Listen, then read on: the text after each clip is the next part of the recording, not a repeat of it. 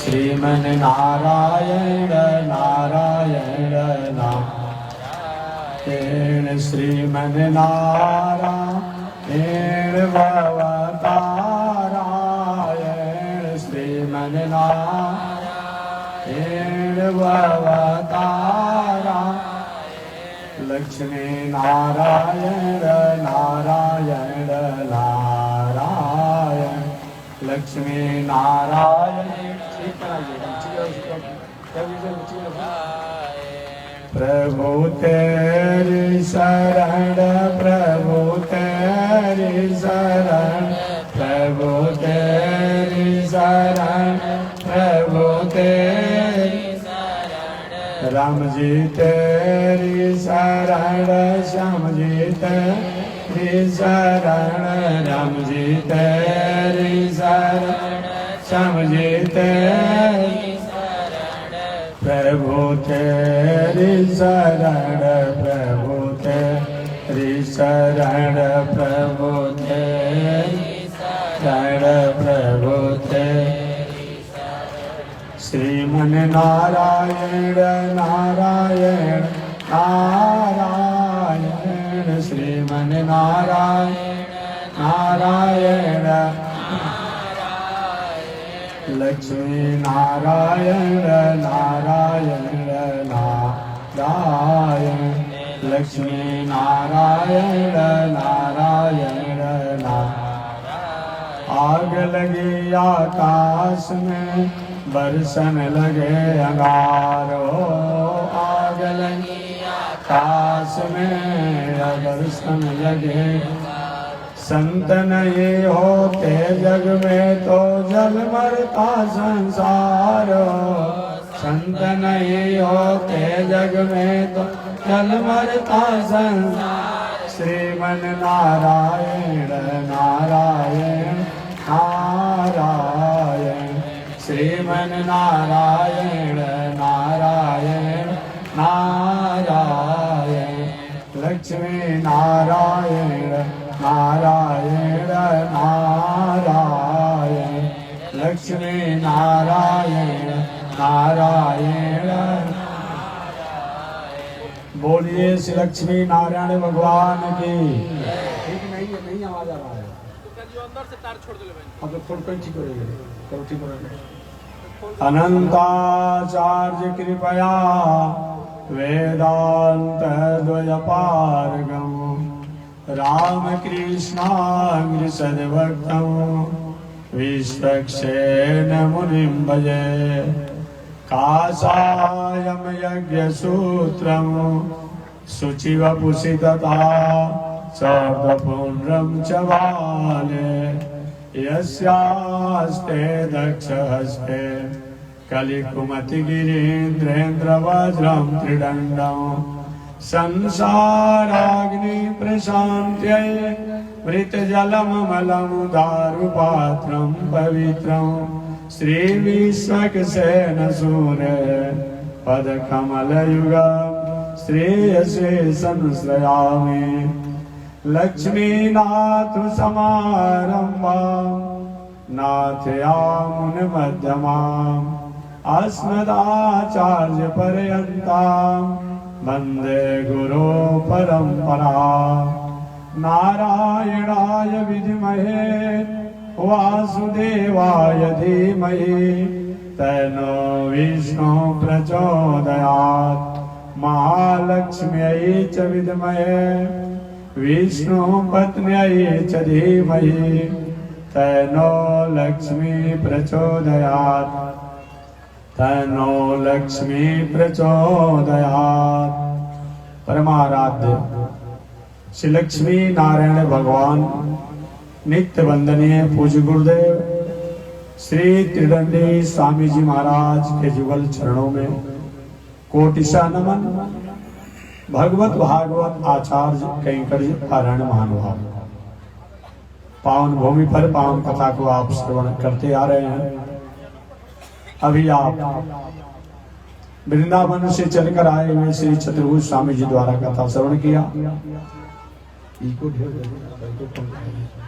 इससे पहले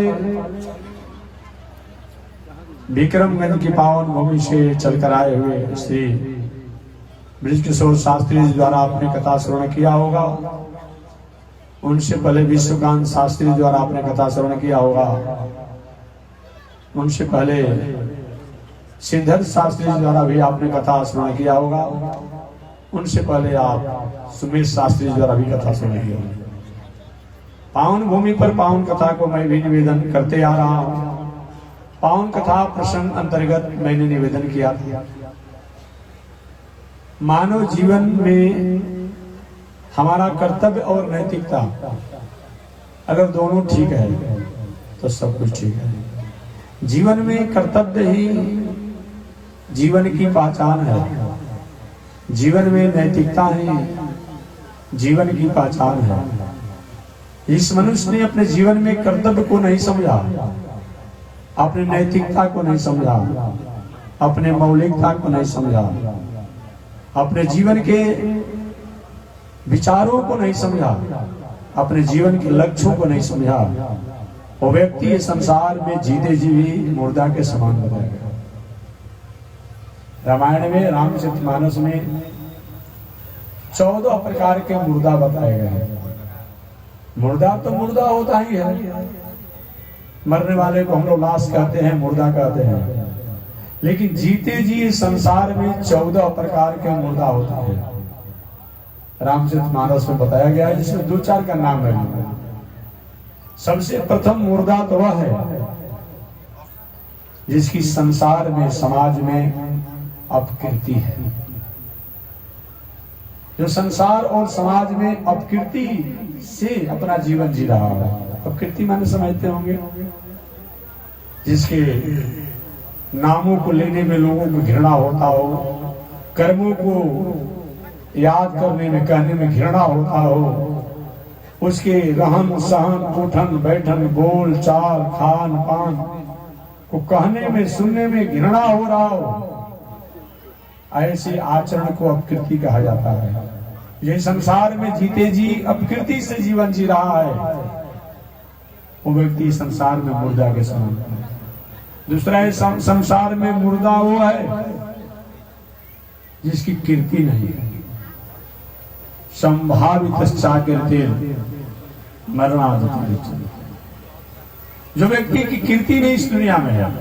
कीर्ति का मतलब वो नहीं कि रोड पर किसी का आप अटैची छीन लगिएगा, ये भी कीर्ति वालों काम करते हैं।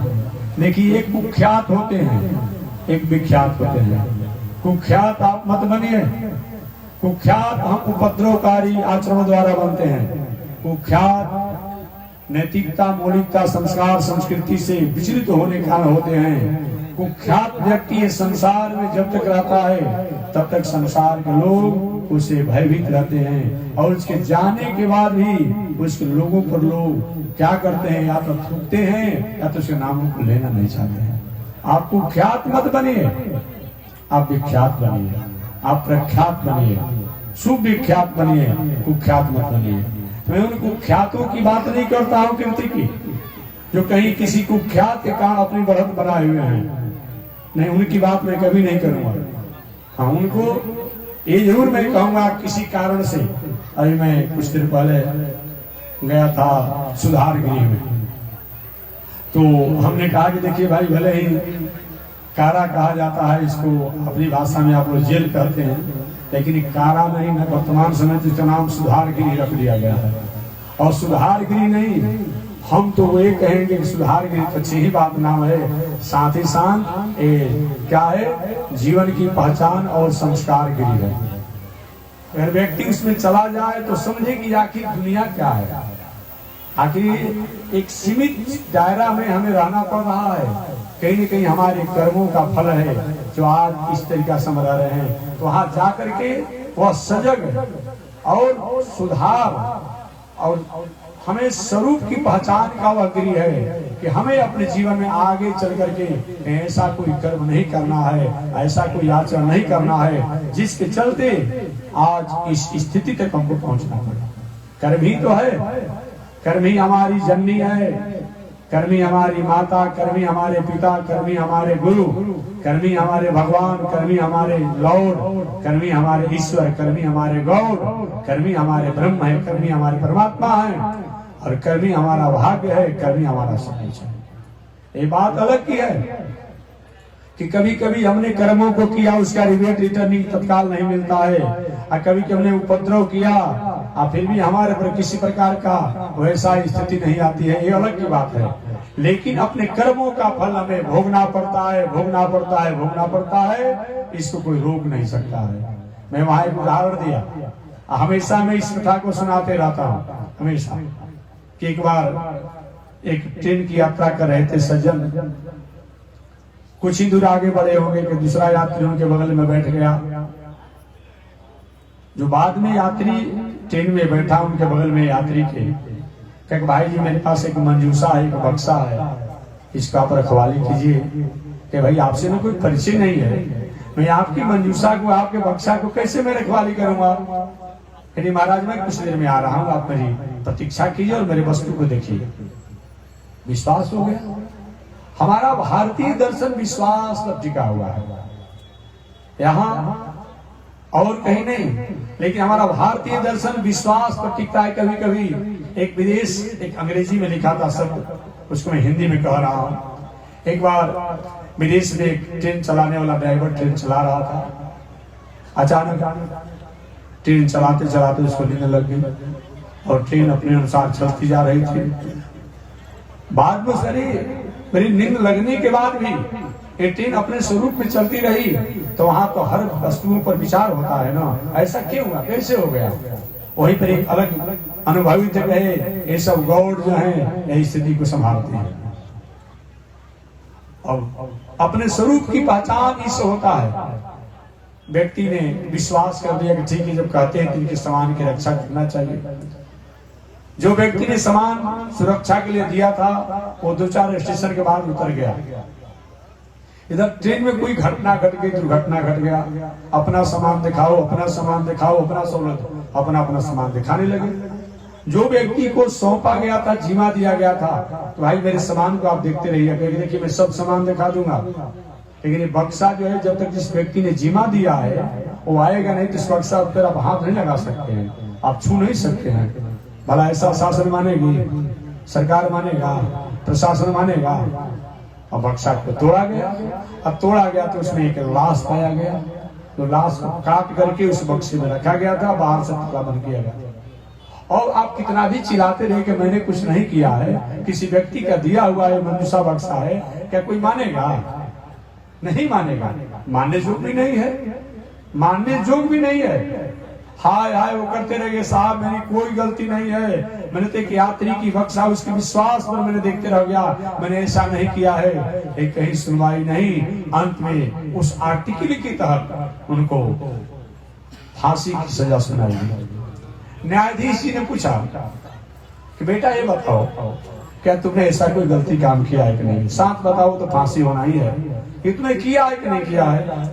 हुजूर मैंने करने की बात तो छोड़ दीजिए, मैं सपने में भी ऐसा जानता नहीं। अच्छा, कैसे लाश पकड़ा गया? तो सारी घटना को उन्होंने बता दिया। हुजूर मेरी बातों को सुन लिया जाए। सब सुन लिया गया। न्यायाधीश जी ने कहा अच्छा बताइए, क्या ऐसे कभी तुम्हारे जीवन में अभी हुआ है क्या? कभी बाद में कभी किए हो क्या? कि नहीं साहब ऐसा तो नहीं हुआ है। नहीं, याद करो। अब याद करते करते हुआ कि हाँ साहब, आज से 40 वर्ष पहले अपने भाई के बेटा को काट करके, एक लौटा पुत्र था, छोटा अवस्था में था, धन के लोभ में काट करके हमने जमीन में गाड़ दिया था। न्यायाधीश ने कहा देखो उस समय तो तुमको कोई कुछ नहीं हुआ, कोई तुम्हारे साथ कोई कानूनी प्रक्रिया नहीं, कोई तुमको जाना तक नहीं, लेकिन देखो वो पाप जो है अभी तुम्हारे सिर पर आ गया।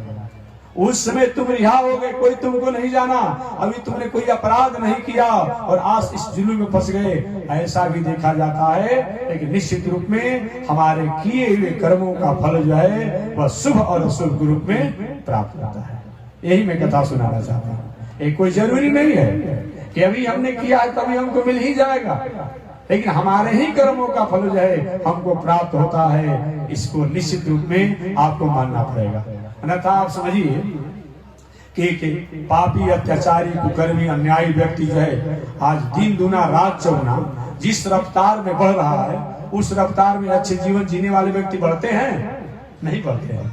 आप देखेंगे समाज में जिस तरीका से गलत करके अपनी दिनचर्या को और दिन दुना रात चौगुना बढ़ रहा है, उस तरीका से अच्छे अपनी नीति और नैतिकता पर रहने वाला व्यक्ति नहीं बढ़ता है। तो मन में शंका होता है, काहे के धर्म, काहे के कर्म, काहे के पूजा, काहे के पाप, क्यों जग किया जाए, क्यों दान किया जाए, क्यों तीर्थ किया जाए, क्यों व्रत किया जाए, काहे के संत, काहे के महात्मा, काहे के भगवान, काहे के ईश्वर।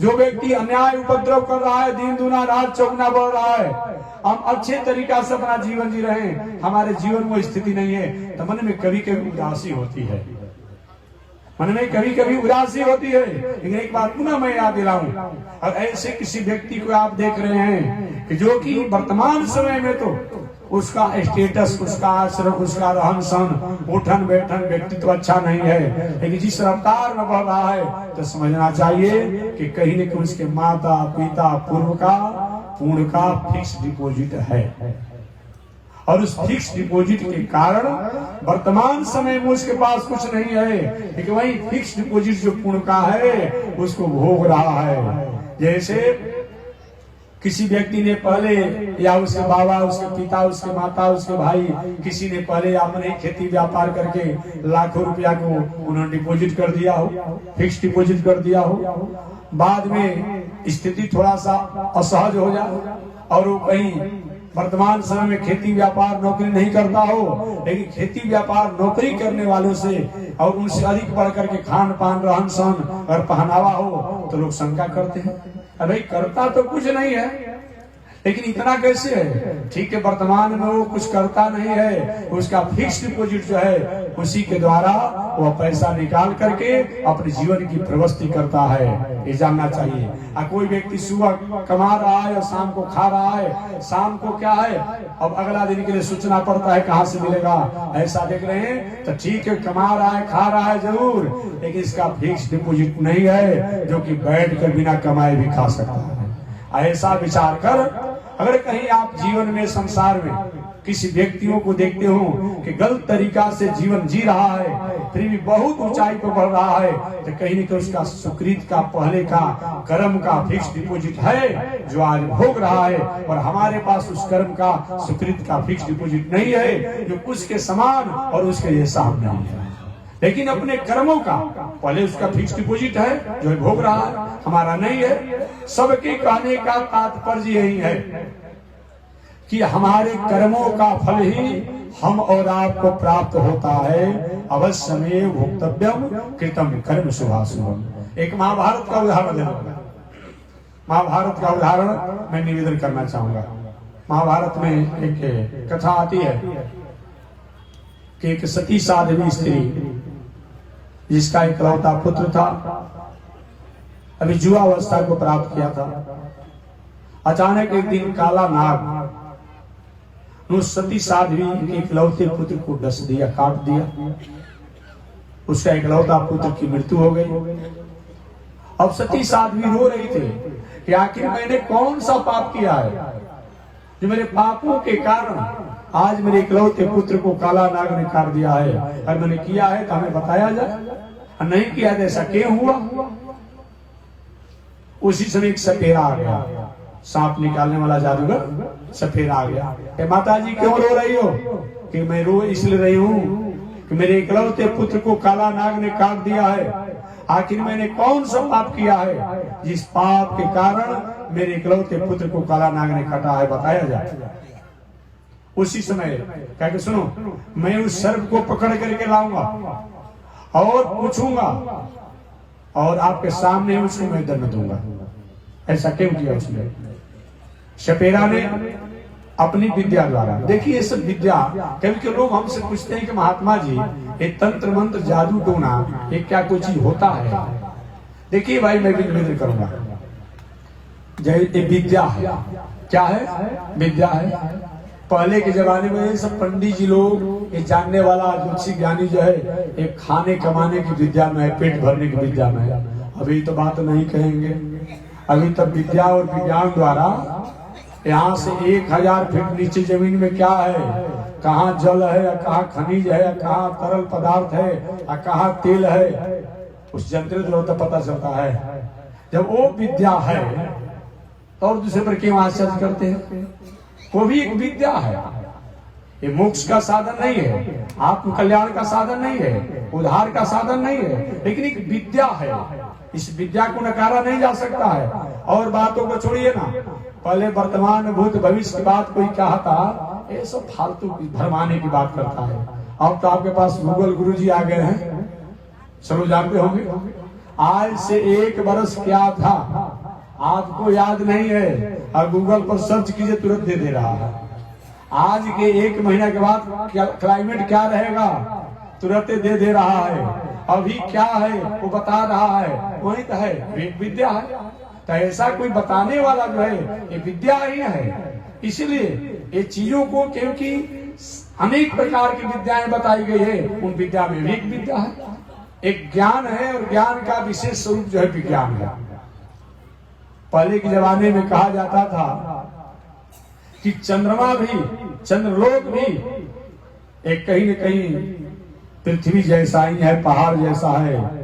तो पुराने लोग कहते थे कि लोगों का दिमाग घबराया है, भला ऐसा होता है। अब हमारे वैज्ञानिकों ने रिसर्च करके बता दिया कि नहीं, वहाँ मकान भी बनाया जा सकता है और वहाँ खेती भी किया जा सकता है।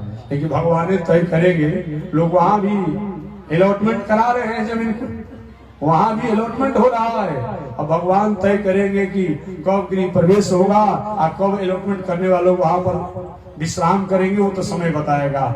जब इस संसार में जीवन जीने की व्यवस्था नहीं रह गई है तो चंद्र लोग को कब मकान बनेगा और कब रहेंगे, लेकिन अलॉटमेंट करा रहे हैं जमीन का। अब तो बात समझ में आ गया ना कि नहीं, जो हम जितना मान लेते थे किसी तरह से एक ग्रह है, एक किसी प्रकार का तेज है, एक ओला है, एक अग्नि है, हम लोग एक ठंडा जगह है। अब तो हमने मान लिया ना कि सूर्य जो है वो अपने आप में केवल एक गर्म तत्व ही नहीं है, वो भी एक लोक है, चंद्र लोक भी एक लोक है, और बुध इत्यादि की भी अनेक ग्रहों की आज चल रही है सभी प्रकार के ज्ञान विज्ञानों द्वारा। इसलिए मैं निवेदन करना चाहता हूँ कि नास तो विद्यते भाव, सत्य चीज का भाव नहीं होता है और असत्य की सत्ता नहीं होती है।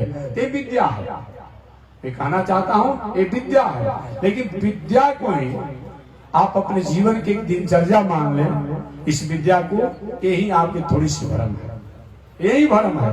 अगर ये कहा जाए कि भविष्य बताने से सब कुछ हो जाए, तो कभी रोड पर आप लोग घूमते हुए देखे होंगे, मजारी जो करता है क्या करेगा, एक सुगा लेकर रखता है, चिट्ठी 10-20-50 को रखता है, लोग 5 रुपया देते हैं और चिट्ठी निकालेगा, आपका भविष्य सुनाएगा। अंगूठी बेचने वाले को देखते हैं रोड पर कहीं कहीं बेचता है लोग, ये अंगूठी पानिए करोड़पति बन जाइएगा, ये बने विद्वान बन जाइएगा, मुँह करिए। अरे भले भाई, इतना अंगूठी सभी अंगूठी तुम ही पहन लो और पहनकर विद्वान भी बन जाओ, धनी भी बन जाओ, सब बन जाओ, सब लोग इकट्ठी कर लो कि साहब ये केवल एक दूसरे को बताने का है, ये हमारी एक विद्या है पेट भरने का, वही हाल। इसलिए केवल अगर इस पर हम मान लें कि यही सब कुछ हमारा है, तो शायद हमने शास्त्रों को समझने में कृपणता कर दिया है। ये विद्या है, लेकिन इसके द्वारा, क्योंकि भाग्य भविष्य की जहां तक बात किया जाए, 27 नक्षत्र हैं, 24 घंटा है, 60 मिनट है, 60 सेकंड है। इसमें सारे प्राणियों के भाग्यफल को तय करना है। माने जितने प्राणी हैं सभी प्राणियों के भाग्यफल को निर्णय करना है। कैसे सबके साथ गुण लागू हो जाएगा? नहीं हो पाएगा, संभव नहीं है। यहाँ का टाइम का कुछ अलग समय है। अभी आप जाएंगे बंगाल का पतरा अलग है, तो कहीं आप चले जाइए उधर, हम लोग मिथिला का अलग है, आसाम का अलग है, तो उड़ीसा का अलग है, कश्मीर का अलग है, तमिलनाडु का अलग है। कैसे हो जाएगा? तो एक साथ हम ठीक है कुंडली बनाएं, सब कुछ करें, लेकिन यही भर मेरा जीवन है, ऐसा नहीं चलेगा, ऐसा नहीं होगा। बनवा लिया जाए, सब कुछ अच्छी बात है। तो मैं निवेदन करना चाहता हूँ कि सती साध्वी से सपेरा ने कहा, माता जी अभी मैं इस सर्प को पकड़ करके लाऊंगा और तुम्हारे सामने उसको मैं दंड दूंगा। सर्प को पकड़ करके सपेरा ने लाया अपनी विद्या के द्वारा, अपनी जो तकनीकी प्रक्रियाओं के द्वारा। एक बात और मैं कहना चाहूंगा, वर्तमान समय में किसी को भी सर्प काटे विषैला किसी भी जादू टोना वाले के पास जाने की आवश्यकता नहीं है। आप तत्काल जितना जल्दी हो सके कुछ घरेलू उपचार करके जितना जल्दी हो सके उतना आप अच्छे हॉस्पिटल अनुभव जो डॉक्टर हो वहां जाकर के उनसे सलाह लीजिए। और ऐसा झाड़ फूक में कहीं समय बिताते हैं तो शायद उस मरीज को, रोगी के जीवन को आप समाप्त करने का संकल्प ले रहे हैं। ऐसा नहीं होना चाहिए। और सपेरा ने सर्प को पकड़ लिया कि बताओ तुमने सतीश आदमी के इकलौते पुत्र को क्यों मारा। इस पर भी लोग शंका करते थे कि महाराज जी सांप से कैसे बात कोई कर सकता है, उसकी बात कैसे समझा जा सकता है। कल या परसों मैंने कहीं कहा था, और तो हमारा विज्ञान का तकनीकी इतना आगे बढ़ गया, इतना आगे बढ़ गया है। अभी हम हिंदी में यहाँ प्रवचन दे रहे हैं, ऐसा उपकरण चल रहा है जिसके पास हो कि अगर वो तमिल भाषा में सुनना चाहता तमिल भाषा में सुनेगा, अंग्रेजी में सुनना चाहता अंग्रेजी में सुनेगा, फ्रेंच में सुनना चाहता फ्रेंच में सुन लेगा, और इटालियन भाषा में उसकी भाषा में सुन लेगा, जिस भाषा में अरबी भाषा में वहां सुन लेगा। हम बोल रहे हैं हिंदी में, लेकिन जिस भाषा में सुनना चाहेगा वो मशीन और विज्ञान के तकनीकी कारण वो अलग अलग भाषा में सुन सकता है। ये जब विज्ञान की चमत्कार हो सकती है तो क्या अगर कहीं हमारे गरुड़ जी और काक भुसुंडी जी का संवाद आपने सुना होगा, गरुड़ जी और काक भुसुंडी जी का आपने भी सुना होगा। कैलाश पर शंकर जी भी एक बार कथा सुने थे, कैसे समझ में आ गया। अब तो आपको बात समझ में आ गई। एक विज्ञान की बात है। भले ही वो सपेरा था, अनुभवी था, भले ही सर्प से कहा कि तुमने सतीश आदमी के इकलौते पुत्र को क्यों काटा, क्या साहब मैंने काटा ही नहीं है। अच्छा, अपने आप में मर गया है कि नहीं साहब, अपने आप नहीं मारा है, आपने काटा है ना। हाँ काटा है। कि मैं किसी को काटता नहीं हूँ, डसता नहीं हूँ, मैं तो रोज सबके साथ ही रहता हूँ। कहीं छोड़ दी जाके बढ़िया ना, बड़ी छोटी बैठने दी। हम सबके साथ रहते हैं, लेकिन जैसा काल की प्रेरणा होती है वही मैं करता हूं। उसी रास्ते से आप जाते हैं रोज, अचानक कभी न कभी कहीं किसी मोटरसाइकिल द्वारा साइकिल द्वारा आपको धक्का लग जाती है, उंगली में हाथ में चोट लग जाता है। रास्ता तो वही है, गाड़ी भी तो वही है, लेकिन कभी न कोई घटना दुर्घटना हो जाती है। तो सर्प ने कहा कि मैं किसी को काटता नहीं हूं, काल की जैसी प्रेरणा होती है वही मैं काम करता हूं। सपेरा ने कहा कि सर्प तुमको भी मैं नहीं छोड़ूंगा और काल को भी नहीं छोड़ूंगा। काल ने ऐसा क्यों प्रावधान किया। आज अतवार सोमवार मंगल बुध बृहस्पति शुक्र शनिचर होता है ना, घंटा मिनट सेकंड, इसी में कोई न कोई हमें लाभ और हानि प्राप्त होता है। एक कहा जाए, कुछ लोग कहते हैं महाराज जी हमको शनिचर नहीं सहता है, कुछ लोग कहते हैं हमको अतवार नहीं सहता है, कुछ लोग कहते हैं सोमवार नहीं सहता है। अगर सही में सोमवार अतवार शनिचर अगर अमंगल करने वाला है तो सबको अमंगल करता। वही सोमवार को किसी का ताली बज रहा है, किसी का थाली बज रहा है और किसी का छाती पर हाथ पीटा जा रहा है। तब कैसे कह सकते हैं कि काल जो शनिचर अतवार सोमवार मंगल बुध रात दिन घंटा मिनट ये हानि पहुंचाने वाला है। नहीं नहीं, कहा कि मैं तो, काल ने कहा कि मेरा दोष नहीं है, मैं तो रोज गुजरते रहता हूँ, हमको क्या मतलब है। जैसे मृत्यु देवता की आज्ञा होती है वही मैं काम करता हूँ। अब एक आरोप में कितने लोग फंस गए, बात समझिए, व्यवहारिक बात। कोई व्यक्ति रास्ते में जा रहा है, तुम ताम हुआ, कहीं रास्ते में गाड़ी खड़ा करने के लिए कोई वार्तालाप हो गया, अब उसमें लपड़ झपड़ हो गया, कुछ गाली गलौज हो गया, व्यक्ति झगड़ा किया दो, आज झगड़ा करने वाला दूसरा है, आज उसका केस लिखने वाले कौन है, थानाध्यक्ष जी। थानाध्यक्ष जी केस लेकर के उस केस को कहाँ विदा कर दिए, न्यायालय में विदा कर दिए। अब बताइए, थानाध्यक्ष से तो आपको झगड़ा हुआ नहीं, झगड़ा किए दो आदमी और केस लिख रहे थानाध्यक्ष जी, और उसका केस कहाँ चला, थानाध्यक्ष भी जरूर लिख लिए, लेकिन निर्णय करने का उनका अधिकार नहीं है। उन्होंने केस को आगे विदा कर न्यायालय में विदा कर दिया। और न्यायाधीश जी भी अब लायर साहब की वकालत पर क्या करते हैं, वो कार्य करते हैं। लायर साहब से आपको सूचना देना था नहीं। कुछ लोग कहते हैं कि महाराज जी जब अपने कर्मों का फल जाए तो हमको इस तरीका से प्राप्त होना चाहिए। नहीं नहीं, एक तरीका होता है, सिस्टम होता है, प्रक्रियाएं होती है। अब इसी प्रकार से उनको जब न्यायालय में जाते हैं कोई गलती काम करने से, तो न्यायालय द्वारा उनको दंड का प्रावधान होता है। और दंड कौन देता है? जलाल। दंड कौन देता है? अलग, जहां उनको जहां जाना होगा तहां। ठीक उसी प्रकार से कर्म तो हम करते हैं, लेकिन कर्म की प्रक्रियाओं को भोगने का अलग अलग तरीका होता है, वही हमें बताना है। सपेरा ने कहा, सर मैं तुम्हें नहीं छोड़ूंगा और काल को भी नहीं छोड़ूंगा और मैं मृत्युदेव को भी नहीं छोड़ूंगा। वहीं पर मृत्युदेव भी आ गए, भले आदमी सपेरा, मैंने तुम्हारा क्या बिगाड़ा है? मेरे पर काहे तुम नाराज हो? कि आपने क्यों काल को आज्ञा दिया और काल ने सर्प को प्रेरित किया। मृत्युदेव के मेरा इसमें दोष नहीं है, जैसे आला कमान जमराज की आज्ञा होती है वही मैं काम करता हूँ। मैं तो रोज सबके साथ रहता हूँ, कहाँ किसी को मारता हूँ, कहाँ किसी को मंगवाता हूँ। लेकिन वही में जब जमराज की आज्ञा हो जाती है, अरे भाई आपके सामने से एक ही टेबल पर थानाध्यक्ष जी आम पब्लिक चाय पीता है, चाय की चुस्की लेता है। आप जेल के चरदीवारी के बाहर रोज टहलने के लिए निकलते हैं, कोई आपको पकड़ता है? नहीं पकड़ता है। और वही कोई आपके द्वारा कर्म हो गया, किसी प्रकार के कोई ऐसा विवाद हो गया, तो चाहे आप कोठिला में छुपे रहिए, कोई आपको छोड़ेगा?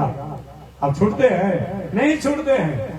तो वही एक मेरा दोष नहीं है, जैसे जमराज की आज्ञा होती है वही मैं काम करता हूँ। अब समझिए, एक दफा काम में कितने लोग फंसते चले जा रहे हैं। सर्प ने कहा कि मेरा दोष नहीं है, हमको जैसा काल की आज्ञा होती है। काल ने कहा मेरा दोष नहीं है, जैसे मृत्यु देवता की आज्ञा होती है। मृत्यु देने का मेरी इसमें दोष नहीं है, जैसा जमराज की आज्ञा होती है वो मैं काम करता हूँ। और जमराज ने कहा मेरा दोष नहीं है, जैसा चित्रगुप्त जी की डायरी में लिखी रहती है उसके अनुसार मैं दंड का प्रावधान करता हूँ। सपेरा ने कहा मैं सर्प को नहीं छोड़ूंगा, काल को नहीं छोड़ूंगा, मृत्युदेव को नहीं छोड़ूंगा, जमराज को नहीं छोड़ूंगा और चित्रगुप्त जी को भी नहीं छोड़ूंगा।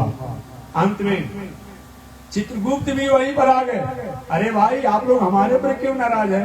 क्योंकि आपने क्यों ऐसा डायरी में लिखा दंड का प्रावधान?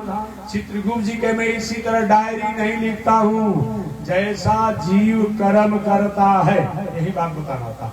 जैसा जीव कर्म करता है उसी के अनुसार मैं डायरी लिखता हूँ और उसी डायरी के अनुसार उसको दंड का प्रावधान अलग अलग प्रक्रियाओं द्वारा किया जाता है। तो कहने का हमारा सारांश सही है, तात्पर्य है कि भले हमें दंड के प्रावधान कभी कभी होता है, अपना बेटा, अपनी बेटी, अपना मित्र, अपना भाई द्वारा ही कभी हम धोखा को प्राप्त कर लेते हैं। आपने भी कभी कभी सुना होगा, महाराज जी मेरा बेटा था, कोई असाध रोग में था, लाखों लाखों रुपया हमने लगा दिया दवा में और हमारे बीच से गुजर गया। ऐसा भी होता है, हमारे बीच से गुजर गया। इसका मतलब कि जितना उसका था उसने अपना भरपाई लेकर के और आपसे वो अलग हो गया, अलग हो गया। या शत्रु जो होता है, चोर जो होता है, हमें छीन करके, लूट करके, मार करके, गाली दे करके ले लेता है और कभी कभी अपना व्यक्ति अपना बन करके और हमारा लेकर के चला जाता है। सबके कहने का तात्पर्य यही है कि अवश्यमेव भोक्तव्यम कृतम कर्म शुभाशुभम। निश्चित रूप में अपने किए हुए कर्मों का फल ही हम शुभ और अशुभ के रूप में प्राप्त करते हैं। अतः कर्म ही हमारी जननी है, कर्मी हमारा माता, कर्मी हमारा पिता, कर्मी हमारा गुरु, कर्मी हमारा भाई और कर्मी हमारा ईश्वर है, कर्मी हमारा गॉड है, लॉर्ड है, प्रारब्ध है और कर्मी हमारा मोक्ष है। ऐसा विचार करते हुए हमें विवेकपूर्ण कर्मों को करना चाहिए। आप पूछेंगे महात्मा जी कर्म किसे कहा जाता है? कर्म का मतलब क्या होता है? कर्म ब्रह्मोद विधि, जो विधि वाक्य है, जिन कर्मों को, जिन आचरण को करने से समाज का, राष्ट्र का, संस्कृति का, मानवों का, प्राणी का, प्रकृति का, समष्टि का, सृष्टि का कहीं हित होता हो, मंगल होता हो, उसको कर्म कहा जाता है। और उस कर्म करने में अगर कहीं थोड़ी सी किसी प्रकार की त्रुटियां भी हो जाती है तो उसको कर्म ही माना जाता है। जैसे खेती आप करते हैं, आप नहीं चाहते हैं खेतों की जुताई करते समय सैकड़ों सैकड़ों हजारों हजारों छोटे छोटे जीवों की हत्या हो जाती है। कैसा होता नहीं है? कौन ऐसा कृषक होगा जो कर सकता है? कैसा नहीं होता है? लेकिन हमारा उद्देश्य नहीं है, हमारा लक्ष्य नहीं है उन जीवों की हत्या करना, ये हमारा लक्ष्य और उद्देश्य नहीं है। हम तो खेती करना चाहते हैं, एक खेती के माध्यम से ऐसा हो जाता है। उसी प्रकार से कोई व्यापार हो, नौकरी हो, अध्ययन हो, अध्यापन हो इत्यादि, हमारा उद्देश्य और लक्ष्य अगर ठीक है तो हमारे जीवन में हर कोई ऐसी स्थितियां आती है वो विषम होने के बाद भी वो हमारे लिए अनुकूलता हो जाती है और प्रतिकूल है एक अनुकूलता मानी जाती है। तो जिस कर्म के द्वारा समाज का, राष्ट्र का, संस्कृति का, प्रकृति का, समष्टि का अगर हम मंगल की भावना लेकर के, हित की भावना लेकर के, परमार्थ की भावना लेकर के, जनहित की भावना लेकर के, समाज और लोक हित की भावना लेकर के अगर कर्म किया जाता है तो कर्म का नाम है धर्म, वह कर्म का नाम है कर्म।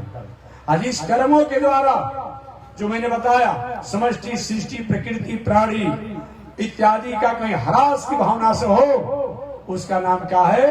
अकर्म है। एक ही चाकू का प्रयोग, एक ही कैंची का प्रयोग, एक ही ब्लेड का प्रयोग डॉक्टर साहब भी करते हैं और अपराधी भी करता है। अपराधी के किसी को चाकू लेकर खड़ा हो जाए, लोग चिल्लाने लगते हैं, बचाओ बचाओ भाई, अपराधी हमें मार डालेगा, चिल्लाने तो हैं। और वही चाकू का प्रयोग डॉक्टर साहब करते हैं, कैंची का प्रयोग और ब्लेड इत्यादि का प्रयोग करते हैं। होता है कि डॉक्टर साहब चाहे जैसे भी हो, आप मेरे लोगों को पूरा पूरा ठीक कर दीजिएगा। एक जो है चाकू दिखाता है तो हम रोने लगते हैं, एक चाकू कैंची का प्रयोग करता है तो उसके बदला में हम पुरस्कार के रूप में उस डॉक्टर को फीस देते हैं। काम तो दोनों एक ही करता है, दोनों काटने का ही काम करता है, दोनों चीरने का ही काम करता है, लेकिन एक को हम पुरस्कार देते हैं फीस के रूप में और एक से हम भयभीत हो जाते हैं। इसलिए सभी कर्म बंधन के कारण नहीं है, ये जानना होगा। शास्त्रों में कभी कभी पढ़कर के लोग थोड़ा सा भ्रमित हो जाते हैं।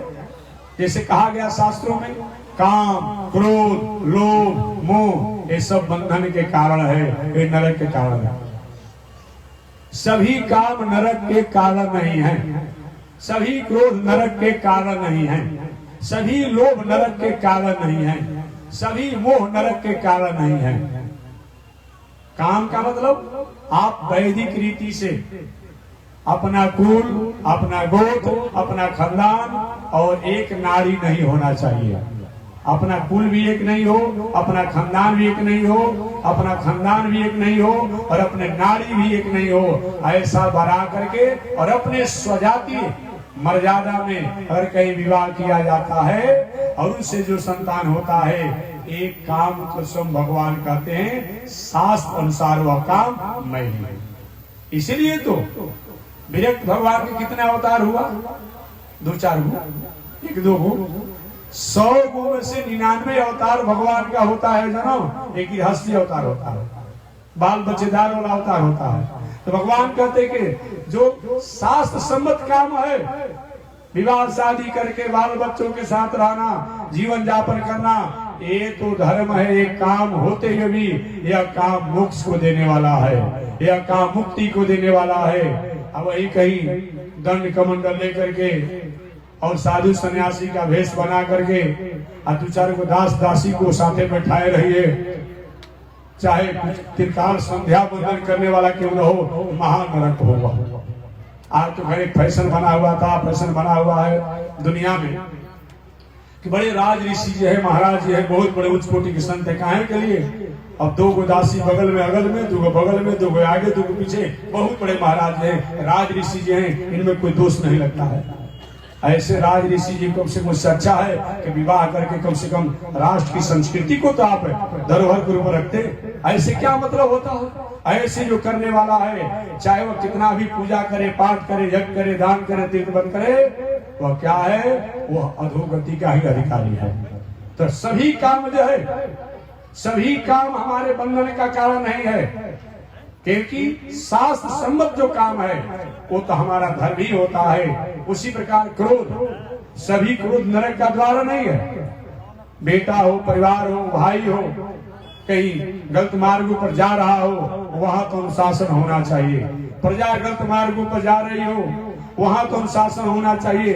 कहीं किसी समष्टि का, किसी व्यवस्था की जिम्मेवारी मिला है और कहीं हमें चुप लगाने से कहीं समष्टि वस्तु व्यवस्था कहीं तितर बितर हो रही हो, अस्त व्यस्त हो रही हो, वहां तो अनुशासन होना चाहिए। क्रोध वह नरक को देने वाला है जो अपना लाभ और दूसरे को नुकसान पहुंचाने के लिए जो क्रोध होता है वो नरक को देने वाला होता है। सभी क्रोध जो है नरक को देने वाला नहीं होता है। यदि कल दंड करहु नहीं तो तो भ्रष्ट हो सुति मार्ग मोरा। हम बक्सर के रहने वाले हैं, हम बक्सर वासी हैं। बक्सर की कथा मैं सुनाते रहता हूँ। हमारे विश्वामित्र बाबा संत थे, नकारा नहीं जा सकता है।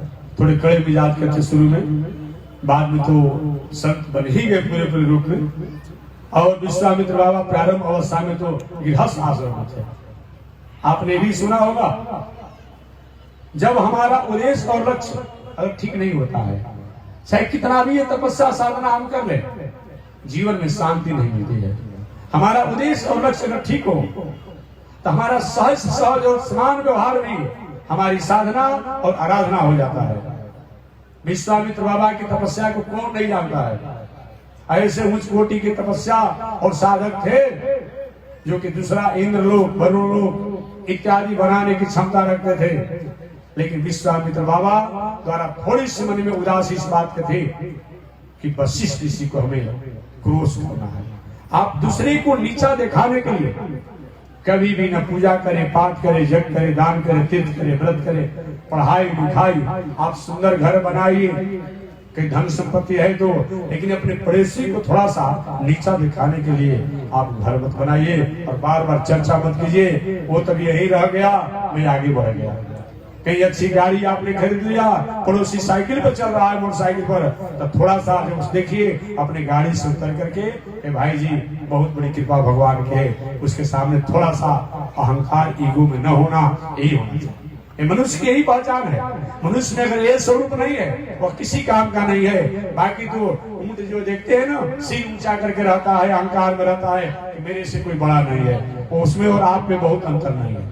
तो मैं निवेदन करना चाहता हूँ, विश्वामित्र बाबा में सब कुछ अच्छा गुण था, लेकिन वशिष्ठ ऋषि से अकारण द्वेष करते थे, अकारण, बिना कारण के। आपने सुना होगा कि वशिष्ठ ऋषि के कितने पुत्रों को विश्वामित्र बाबा ने मार डाला। अकारण दो झगड़ा, जो विवाद जो है, एक क्या है, एक दो क्रोध जो है और दो विवाद जो है, एक नरक को देने का अधिकारी था। वो कौन कौन?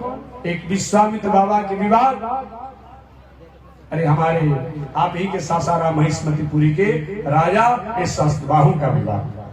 हमारी वस्तु है, हम किताब से कथा कहते हैं। आपने कहा महात्मा जी बहुत अच्छा आप कथा बोलते हैं। मैंने कहा हाँ बोलते हैं। एक किताब कहाँ से? हमारी किताब है, ये किताब हमको दे दीजिए। नहीं देंगे, आपको नहीं दे तो छीन लेंगे। एक कोई मतलब होता है? एक कोई मतलब होता है? ये दो विवाद जो हुआ यही हुआ। विश्वामित्र बाबा राजकुमार थे, राजा के पुत्र थे, विवाह शादी भी हो गया था। एक बार वशिष्ठ ऋषि के आश्रम पर गए। वशिष्ठ ऋषि ने अपनी गायों के द्वारा इतना सेवा किया, इतना सेवा किया कि मत पूछिए।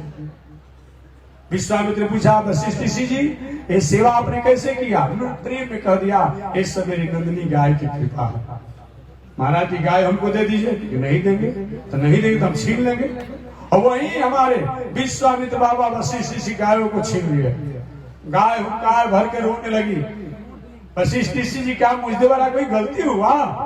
किस गलती के कारण हमको आप त्याग रहे हैं? क्योंकि नहीं नहीं नंदिनी, मैं त्याग नहीं रहा हूँ, मेरे पास बल नहीं है, पुरुषार्थ नहीं है जो इस विश्वामित्र का मैं मुकाबला कर सकता हूँ, इस राजकुमार का मैं मुकाबला कर सकता हूँ। अगर तुम्हारे पास बल हो तो अपनी रक्षा करो। ऐसा आज्ञा हुआ, वह नंदिनी द्वारा अनेकों वीर प्रकट हो गए। एक पर भी लोग प्रश्न करते थे, महाराज जी आप लोग कहते हैं कि ऐसी चीजों की वीरों को प्रकट कर देते, अब नहीं न कहेंगे। एक साधारण हाइड्रोजन बम है, उसे सैकड़ों प्रकार की सैकड़ों प्रक्रियाएं निकल करके कितना छोटा सा है, और जब छोड़ने लगते हैं देखिए कैसा कैसा क्या क्या विस्फोटक है और संसार का संहार उसमें से निकल करके और कैसे कैसे कर लगता है। कौन बड़ी बात है? ये सब विज्ञान है। पहले जब नहीं था तो नहीं था, आज तो सब कुछ हमारे सामने है। ऐसे नंदी गाय द्वारा वीर प्रकट हुए और विश्वामित्र उनके लोगों को पलायन कर दिया। विश्वामित्र ने आवेश में आकर वशिष्ठ ऋषि की बहुत से पुत्रों को मार दिया और यहाँ तक पुनः तपस्या में रहे। विश्वामित्र जी, मैं दूसरा देवलोक बनाऊंगा, इंद्रलोक बनाऊंगा, वरुण लोक बनाऊंगा। ब्रह्मा जी आकर समझाए, महाराज अब जितने लोग हो सब लोग अलग अलग वरुण लोक, इंद्र लोक बनाएंगे तो मतलब क्या रहता है? अब कोई मुखिया से हार जाए और कोई जीत जाए तो हारने वाला का नहीं, दूसरा हम पंचायतें बनाएंगे। आप बनाने वाले कौन होते हैं? उसी में लड़ते रहिए, भिड़ते रहिए अपने आप में। ऐसे थोड़ा मतलब होता है। हर सरकार की प्रक्रियाएं जब हो उसके अनुसार होता, अच्छी बात है। ब्रह्मा जी का ऐसा मत कीजिए, अरे सृष्टि का कोई मतलब नहीं रह जाएगा महाराज। तब क्या करेंगे? नहीं, ऐसा मत नहीं होना चाहिए। तब मान गए। आपने कथा सुना होगा, विश्वामित्र जी की तपस्या बहुत उच्च कोटि की थी। अंत में उनको बहुत पद मिला, 4 पद को प्राप्त किए विश्वामित्र बाबा। सबसे पहले तो विश्वामित्र जी ऋषि बने। आज ऋषि का मतलब क्या होता है? ऋषि पद को प्राप्त किया। ऋषि का मतलब क्या होता है? दिवीव चक्षुरादतम तद विप्रासो विपन्वयो जागृवांस समिन्दते विष्णोर्य परमं पदम पर्याप्तानंतराय सर्वयस्तमोतिरातम मूर्तम अनुभवते सर्वस्याप्ते सर्वस्येते सर्वमेव तनातनोते। ऋषि का मतलब क्या होता है? ऋषियो मंत्र द्रष्टार। ऋषि का मतलब होता है ऋषियो मंत्र द्रष्टार। आज की भाषा में आविष्कारक, आज की भाषा में आविष्कारक, उसको ऋषि कहा जाता है। विश्वामित्र बाबा पहले ऋषि बने, इसे संतुष्टि नहीं मिली, तपस्या किए तब महर्षि बने। उससे भी तपस्या किए, राज ऋषि बने। राज ऋषि बने कि नहीं, ऐसे काम नहीं चलेगा, हम वशिष्ठ ऋषि जैसा ब्रह्मर्षि बनना चाहते हैं। बहुत तपस्या किए, तपस्या में उतार चढ़ाव विश्वामित्र बाबा के आया। अंत में सोचे ब्रह्मा जी एक तरह से उनको ब्रह्मर्षि भी बना दिए। ब्रह्मर्षि पद को जब दे दिए, जब ब्रह्मा जी कहे नहीं, जब तक वशिष्ठ नहीं कहेंगे तब तक हमें संतुष्टि नहीं मिलेगी। अरे भारत की नागरिकता, भारत देश के राष्ट्राध्यक्ष के प्रोटोकॉल के कर्मचारी द्वारा ही मान्यता प्राप्त होगा। अरे कहीं आपका पड़ोसी देश जो है और भारत के लोगों की, भारत के नागरिकों की और नागरिकता वो कहीं अपना आप करेगा, ये मान्य नहीं होगा।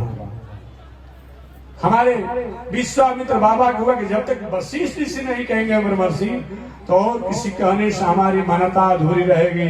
लेकिन वशिष्ठ ऋषि कहवाएगा कौन?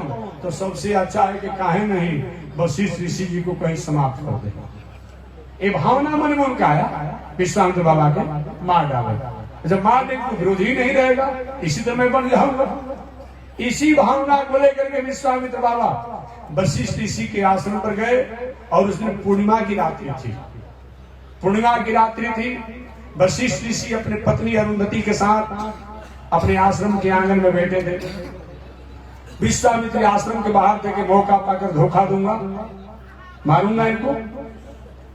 वशिष्ठ ऋषि ने कहा अपने पत्नी अरुंधति से, देवी देख रही हो चंद्रमा की चांदनी, चंद्रमा की चांदनी जैसे संसार प्रकृति को मंगल और शीतलता प्राप्त करा रही है, उसी प्रकार इस समय विश्वामित्र की तपस्या पूरे दुनिया को मंगल और शांति पहुंचा रही है।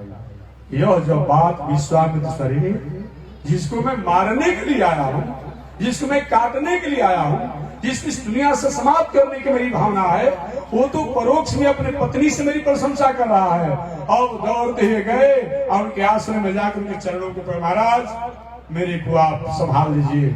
उस समय वशिष्ठ ऋषि ने कहा, विश्वामित्र जी अब आप ब्रह्मर्षि हो गए, अब आप में धैर्य और आप में अहिंसा का पुजारी आप बन गए, अब आप ब्रह्मर्षि हो गए। उसी समय से विश्वामित्र और वशिष्ठ जी का समझौता हो गया। जब गए थे विश्वामित्र बाबा राम जी को मांगने के लिए, तो दशरथ महाराज ने क्या कहा, आन दे देंगे, जान दे देंगे, मान दे देंगे, शान दे देंगे, लेकिन राम देत न बन ही गोसाई। ये कहे थे कि राम देत न बन ही गोसाई।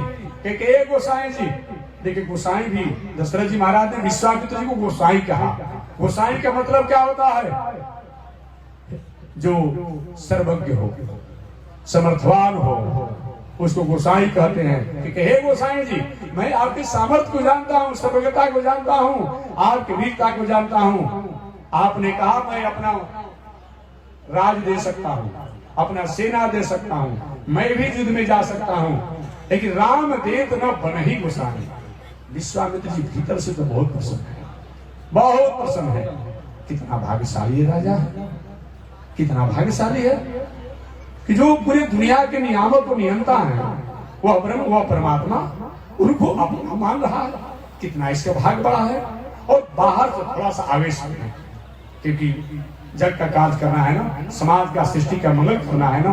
क्योंकि अब तो विश्वामित्र ने संकल्प ले लिया था, जब मैं अहिंसा व्रत का पुजारी हो गया हूँ, तब राक्षसों द्वारा उपद्रव होने पर भी जो इसके लिए आए हैं उनके द्वारा इनको अनुशासन कराऊंगा, और तो मैं ऐसा अब नहीं करूंगा।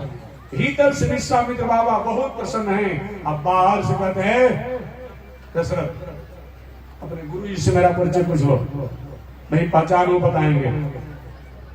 क्या समझ रखे हो? मैं आया हूं, बार बार तुमसे याचना कर रहा हूं कि राम को दे दो, अब तुम कहते हो राम दे दो, बने ही गोसाई।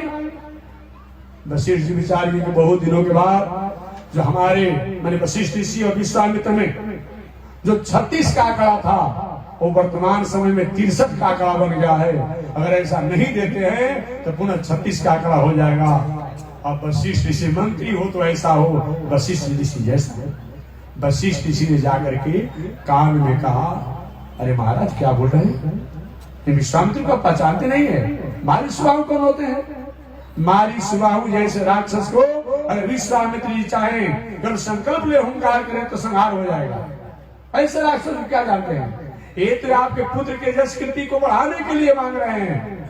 अरे इतना ही नहीं महाराज, आपकी रानियां कौशल्या, सुमित्रा, कैकेयी और आप भी कहते महाराज जी मेरा बेटा विवाह के योग हो चुका है, अगुआ कोई आ नहीं रहा है। राम जी कहा से बता दीजिए हमसे कोई भी कि केवल जनकपुर से पहले राम जी का कोई भी अगुआ आया था? नहीं आया था, आने की उम्मीद भी नहीं थी, क्योंकि दशरथ जी महाराज का रिकॉर्ड बिगड़ गया था। आज की बात तो अलग हो गया है ना, कि कुल खानदान नहीं देखा जा रहा है। आज तो जात पात पूछे नहीं कोई, रुपया दे से समझी हुई, आज हो गया है। ये बात अलग की रही है। मैं बहुत नो ऑब्जेक्शन नो कमेंट, किसी पर हमारा कोई ऑब्जेक्शन नहीं है, हमारा किसी पर कोई कमेंट है, बात याद रखिएगा। इसलिए ऑब्जेक्शन भी नहीं है और कमेंट भी नहीं है, लेकिन मैं आज की बात नहीं कर रहा हूं। आज यही चल रहा है, किसी के कुल खानदान से मतलब नहीं, संस्कार से मतलब नहीं, संस्कृति से मतलब नहीं, इसका परिणाम भी तो सामने आ रहा है। हमारे दशरथ जी महाराज का रिकॉर्ड क्यों खराब था आपने जाना होगा। उस जमाने की बात है कि दशरथ जी महाराज के पास एक विद्या था, शब्दवेद ही बाण की विद्या। शब्द द्वारा ही बाण छोड़ते और बाण जहां लक्ष्य करते उस लक्ष्य को पूरा करता। आपने अंधा अंधी के पुत्र श्रवण कुमार का नाम सुना होगा।